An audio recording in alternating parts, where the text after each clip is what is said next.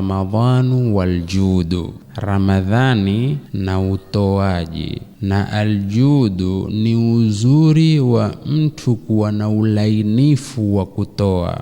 Hili lafungamana na mwezi mtukufu wa Ramadhani?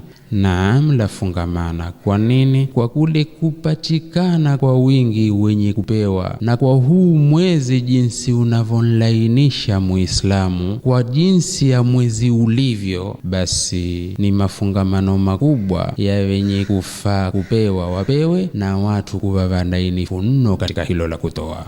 Na katika watu wa ajzalahum ataan, ambao walikuwa na atwa na utoaji mkubwa sana, wa askhahum nafsa, na ambaye alikuwa sakhi, alikuwa mtoaji wa nafsi yake ilikuwa laini katika kutoa. Rasulullah sallallahu alayhi wasallam ni mtume wa Mwenyezi Mungu, rehma na amani zimshukie yeye. Alikuwa vipi? Kana ajwada ma yakunu fi Ramadhan, alikuwa ni mzuri zaidi wa kutoa anavyokuwa katika mwezi mtukufu wa Ramadhani. Sasa mtume sallallahu alayhi wasallam kuwa na sifa hizi, fajtamaa aljudani, zikakusanyika judi mbili, uzuri wa aina mbili wa ulainifu wake wa kutoa sana. Judu Ramadhan, uzuri wa mwezi mtukufu wa Ramadhani kwa hilo la kutoa, wajuduhu sallallahu alayhi wasallam, na uzuri wake mtume Muhammad sallallahu alayhi wasallam. Sikiliza uthibitisho wa hili la mtume sallallahu alayhi wasallam kwenye mwezi mtukufu wa Ramadhani, wa kana ajwada ma yakunu fi Ramadhan. Qala Sufyan ibn Umayya, Sufyan kijana cha Umayya asema, wallahi na apa kwa Mwenyezi Mungu,